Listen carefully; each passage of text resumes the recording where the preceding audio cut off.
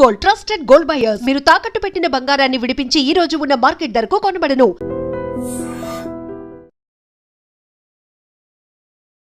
Ladies and gentlemen, welcome to iDream media. నేను Priyadarshan. So మొన్న H1B visa గురించి ఒక అప్డేట్ వచ్చింది. ప్రతి ఒక్కరు $1,00,000 US పే చేయాలని అందరూ షాక్ అయ్యారు. బట్ ఇప్పుడు ఇంకొక రీసెంట్ అప్డేట్ ఏంటంటే, ఎవరైతే ఇన్సైడ్ అమెరికాలో F1 మీద కానీ L1 వీసాస్ మీద కానీ ఉన్నారో వాళ్ళు ఒకవేళ అప్గ్రేడ్ అవ్వాలనుకుంటే H1Bకి వాళ్ళు పే చేయక్కర్లేదు అని చెప్పి, ఐ మీన్ థ్రిల్లింగ్గా కొంతమంది అనుకుంటున్నారు. బట్ దీని వెనక ఇది ఎంతవరకు కరెక్ట్ ఉంటుంది, ఎవరెవరు బెనిఫిట్ పొందుతారు, ఎవరెవరికి ఇది నష్టం చేకూరుస్తుంది అనేది కొంచెం డీప్గా డిస్కస్ చేసుకుందాం. మనతో పాటు immigration lawyer and international counsellor Santosh Saladi గారు ఉన్నారు, మాట్లాడదాం. హాయ్ సంతోష్ గారు. హలో, బాగున్నారండి? All good. మీరు ఎలా ఉన్నారు? చాలా బాగున్నానండి. Post Deepavali, good news for Indians. మనకు కూడా మీరు కూడా కూల్ న్యూస్ అనే అంటారు. Cool news, 100% cool. ఎందుకంటే మన మెయిన్ ఫస్ట్ నుంచి కూడా మనం లాస్ట్ టైం కూడా వి హ్యాడ్ అన్ అనాలిసిస్. మన మెయిన్ కన్సర్న్ వచ్చి స్టూడెంట్స్ గురించి. Professional is already professional, he's working here or somewhere else, he's already into job payroll. Better opportunity ఉంటే యూఎస్ వెళ్తాడు. If not, there is many options, will discuss later. But fund ఏంటంటే students ఏంటంటే already బోల్డ్ డబ్బులు ఖర్చు పెట్టి వెళ్ళున్నారు. Main వాళ్ళు వెళ్ళిన మోటో ఏంటంటే F1 మీద వెళ్తున్నాం మాస్టర్స్కి. H1 వచ్చిన రాబోయినా మనకి ఓపీటీ ఉంటుంది. ఓపీటీ టైంలో రిలాక్సేషన్గా ట్రై చేసుకుని H1 అప్రూవ్ అవుతారు 3 years ఏదో టైంలో. అప్రూవ్ అయ్యాక 100% అఫోర్డబుల్గా మన ఇక్కడ సెటిల్ అవుతానే ప్లాన్లో. వాళ్ళకి చాలా పెద్ద దెబ్బ అది. ఎందుకంటే జస్ట్ ఫ్రెషర్ మాస్టర్స్ అయిపోయి ఒక 2-3 years ఆల్రెడీ ఇండియాలో ఉండి వెళ్ళటం ఏదో ఉంటుంది వాళ్ళకి ఎక్స్పీరియన్స్. వాళ్ళని అక్కడ ఏ పెద్ద కంపెనీ కూడా H1B ఏంటి, ఎంప్లాయర్ వీళ్ళకి స్పాన్సర్ చేస్తా చేయాల్సింది. సో ఈ కొత్త ప్రెసిడెన్షియల్ ప్రొక్లమేషన్ ప్రకారం, ట్రంప్ తెచ్చిన రూల్ ప్రకారం ఈ ఫీజు ఎవరు కట్టాలి? ఎంప్లాయరే కట్టాలి. ఎంప్లాయర్ వీళ్ళని హైర్ చేసుకునే కారణం ఒకే ఒక రీజన్ ఏంటి, cheap labour and affordable, best technical output ఉంటుంది కొంత. అది లోకల్ గై కంటే కొంచెం తక్కువ ప్రైసింగ్లో వాడి పేరోల్లో దొరుకుతాడని వాడి ఉద్దేశం. ఇప్పుడు ఇంత ఫీజు ఉంటే వాళ్ళు హైర్ చేసుకోరు కదా. ఈవెన్ వాళ్ళ ఆలోచన కూడా అదే కదా. ఇంత ఫీ పెట్ట కారణమే ది షుడ్ బి బ్యారియర్, ఎక్కువ మంది రాకూడదు. It's getting in easy. In fact we have listen many comments. చాలా మంది అక్కడ ఉన్న సెనెట్లో మినిస్టర్స్ వాళ్ళు కూడా, ట్రంప్ సపోర్టర్స్ అందరూ కూడా H1B is the largest immigration scam లాగా అయింది. దీనివల్ల వచ్చినంత మంది లీగల్ ఇమిగ్రెంట్స్ వేరే ఏ ప్రోగ్రామ్ వల్ల రాలేదు అనేది. అంటే ఇల్లీగల్ ఇమిగ్రెంట్స్ ఉన్నారు మెక్సికో నుంచి, లేదా లాటిన్ అమెరికా నుంచి, రెఫ్యూజీస్గా రకరకాలు ఈవెన్ వచ్చిన వాళ్ళు. బట్ లార్జెస్ట్ ఇండియన్సే బెనిఫిషరీస్. మనం డేటా చూసుకుంటే దిస్ 24 డేటా చూసుకున్నాం. 2024లో టోటల్ H1Bs అప్రూవ్ అయిన వరల్డ్ వైడ్ పిటిషన్స్లో 70% are Indians. 70% are only Indians. ఇంకా మాస్టర్స్ చూసుకున్న F1 టోటల్ వీసాస్లో 27% ఇంటర్నేషనల్ స్టూడెంట్స్ ఎవరైతే యూఎస్లో ఉన్నారో 127 మంది ఇండియన్సే. అంటే మేజర్ బెనిఫిషియరీస్ మనమే. సో H1B పక్కన పెడితే H1Bలో కూడా ఉంది beneficiary, will discuss.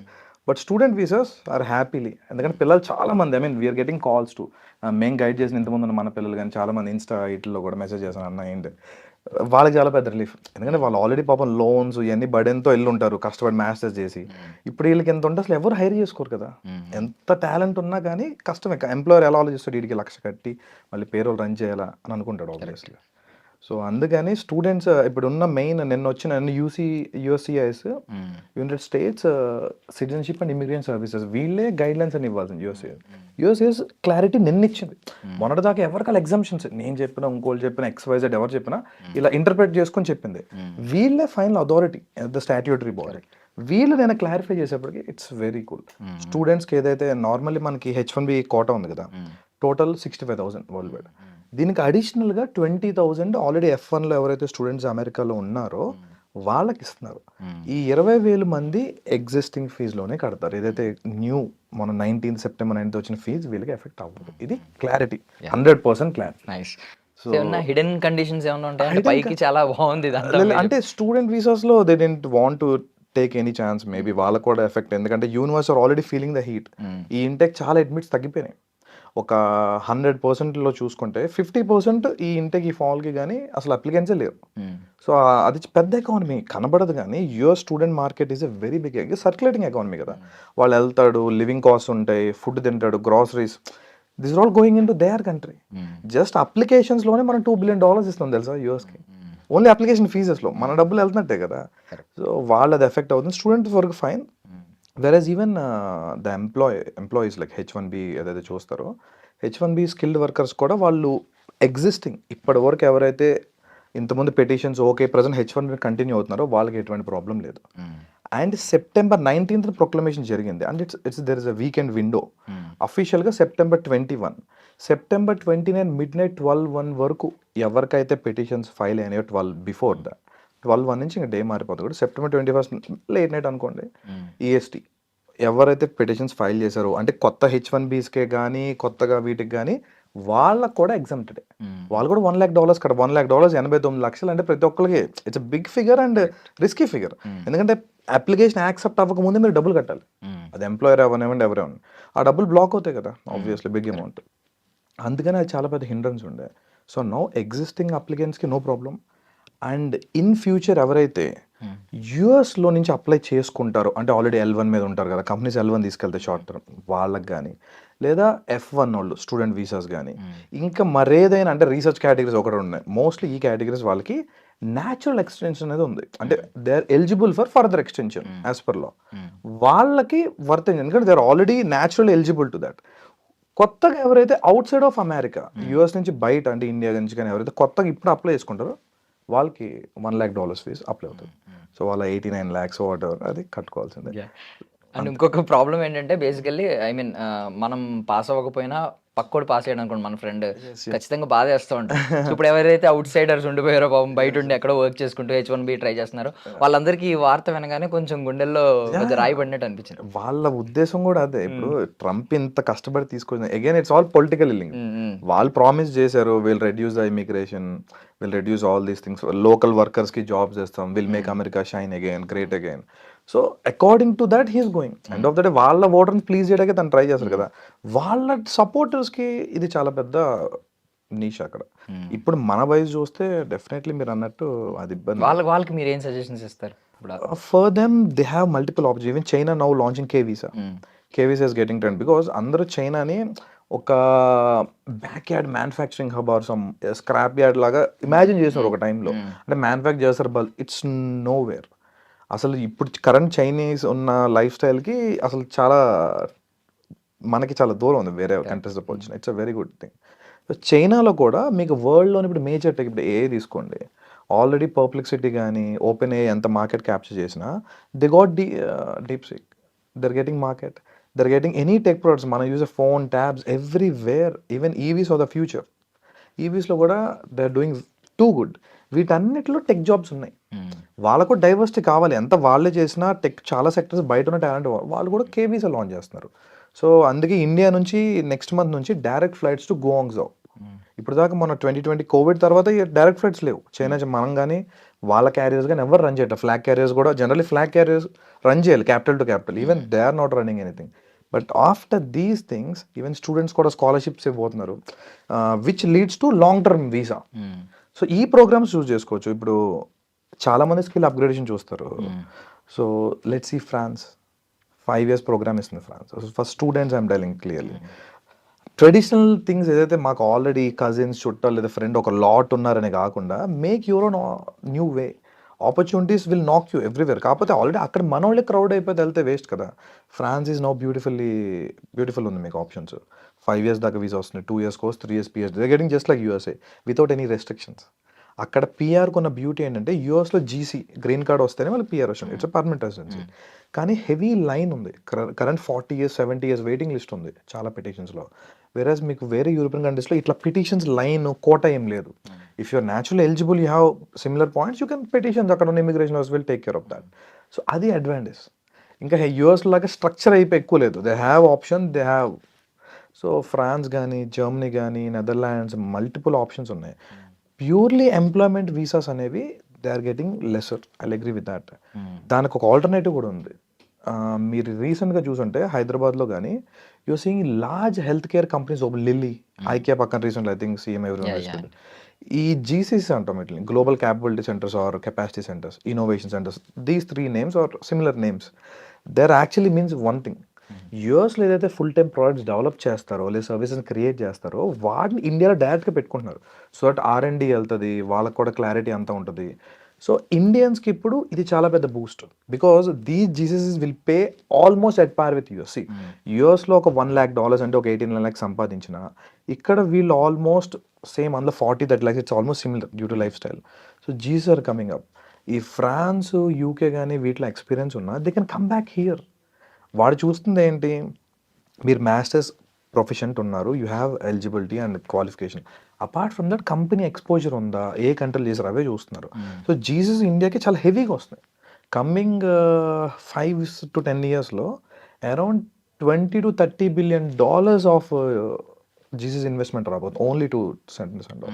So that's good. And apart from that యూఎస్కి కొత్త H1Bస్కి అయితే 100% ఈ September 19 చేసిన ప్రొక్లమేషన్ అప్లై అవుద్ది.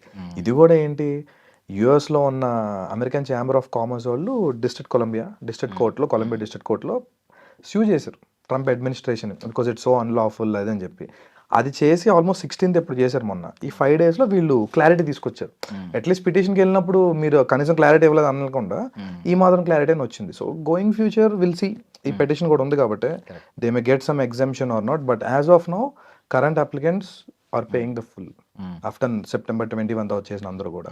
ఎగ్జిస్టింగ్ హూ ఆర్ దేర్ అంటే ఇప్పుడు యూఎస్లో కొంతమంది ఉన్నారు.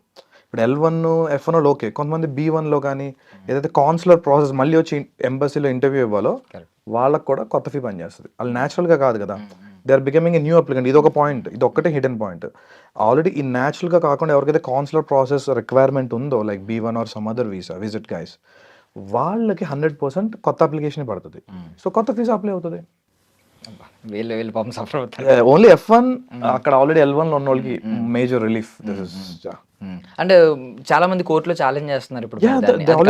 ఛాన్స్ సూ చేశారు కదా ఇప్పుడు డిస్ట్రిక్ట్ కోర్ట్ కొలంబియాలో. అది చేసిన కూడా పెద్ద body American chamber of commerce. They have a legit point. ఈ H1B వల్ల బెనిఫిట్ అవుతుంది SMEs, small and medium enterprises. ఇండియాలో కూడా MSMEs ఉన్నాయి కదా. ఈ SMEs ఎక్కువ ఎఫోర్డ్ చేసి స్కిల్ పీపుల్ హైర్ చేయలేరు. It will B burden for them. వాళ్ళు పిటిషన్లో చెప్తున్నారు దిస్ అన్లాఫుల్ బికాజ్ మాకు బెటర్ కాస్ట్లో ఎవరు వస్తే వాళ్ళని హైర్ చేసుకోవడం నా పని యాజ్ ఎ కంపెనీ. సో దీనివల్ల నేను నా rightful thing and against lot of legal points involved. So they trying it, will see future. But this is also relief. Mainly students are in lot of pressure. వాళ్ళు ఆల్రెడీ ప్రెషర్లో ఉన్నారు పిల్లలు పాపం. There in limbo kind of. ఇది markets కూడా down ఉన్నాయి కదా. అగైన్ దీనివల్ల వాళ్ళు అసలు లిటరలీ షేర్డ్ అయ్యారు చాలా మంది. అన్న $1 lakh కట్టి మమ్మల్ని ఎవరు స్పాన్సర్ చేస్తాడు. For them it's very good, really happy. అంటే ఇప్పుడు ప్రెసెంట్ అయితే మీరు చెప్పినట్టు F1 L1 వీసాస్ మీద ఉన్న వాళ్ళు చాలా హ్యాపీగా ఉండుంటారు. బట్ ఎవరైతే ఇప్పుడు ఇన్ ఫ్యూచర్ 1 year తర్వాత వెళ్తారో వాళ్ళకి కూడా అది ఐ మీన్ ఇది కంటిన్యూ అవుతుంది అంటారా తర్వాత? ఇప్పుడు ఆల్రెడీ F1 ఒక 2-3 years బ్యాక్ ఎప్పుడో అక్కడ ఉంటాడు కదా పిల్లడు, వాడు నెక్స్ట్ ఇయర్ చేసుకొని ఆ తర్వాత ఇయర్ చేసుకొని it will be eligible for them who are already before September 19. ఈ తర్వాత ఇప్పుడు కొత్తగా వెళ్ళే వాళ్ళకి అది చెప్పలేం క్లారిటీ. ఈవెన్ H1s అయితే క్లారిటీ. L1 కూడా ఇప్పుడు ఆల్రెడీ వెళ్ళిన వాళ్ళు ఎక్స్టెన్షన్ ఓకే, ఆల్రెడీ ఉండి ఎక్స్టెన్షన్స్ కానీ లేదా మీకు ఎలిజిబిలిటీ ఉంది ఓన్లీ ఎక్స్టెన్షన్ పడుతుంది, దెన్ యూఆర్ ఫైన్. అప్లికేషన్ కొత్తగా ప్రాసెస్ చేసిన దేనికైనా మాత్రం ఫుల్ ఫీ కట్టాల్సి. అంటే ఆల్రెడీ వాళ్ళు ప్రొవిజన్ ఉందనుకోండి 3 years ఉంది, extendable up to 12 months. Yes, వాళ్ళకి ఎక్స్టెండ్ చేస్తారు. ఇప్పుడు వెళ్తారు extensions amendments who are already pre defined, they are also in safe net. Only new applicants fresh new outside of America చేసే వాళ్ళకి కొత్త ఫీజు వర్తిస్తుంది. యుఎస్లో ఆల్రెడీ న్యాచురల్గా ఎక్స్టెండ్ అవ్వకుండా అంటే విజిట్ కానీ ఇట్లాంటి వాళ్ళకి మాత్రం మళ్ళీ వచ్చి అప్లై చేసుకోవాలి, వాళ్ళకి కూడా కొత్త ఫీజు వర్తిస్తుంది. స్టూడెంట్స్కి existing L1 guys are happy. దీని ఇంపాక్ట్ ఇప్పుడు ఫ్యూచర్లో ఎలా పడుతుంది అంటారు? చాలా ఉంటుంది. ఇప్పుడు ఎందుకంటే ఆల్రెడీ స్టూడెంట్స్ ఎక్కువయ్యారు. ఆ 20,000 కోటాయే కదా, ఆ 20,000 అవనోటి పరిస్థితి ఉంటున్నారు. దానివల్లే అక్కడ ఒక సర్క్యులర్ మొమెంటం ఉంది. అపార్ట్ ఫ్రమ్ దట్ ఇది ఖచ్చితంగా ఇంపాక్ట్ ఉంటుంది. ఎందుకంటే ఫ్యూచరిస్టిక్గా ఒక 2-3 years తర్వాత ఇవన్నీ ఉండవు, అందరు కొత్త ఫ్రెష్లోకి వస్తారు కదా.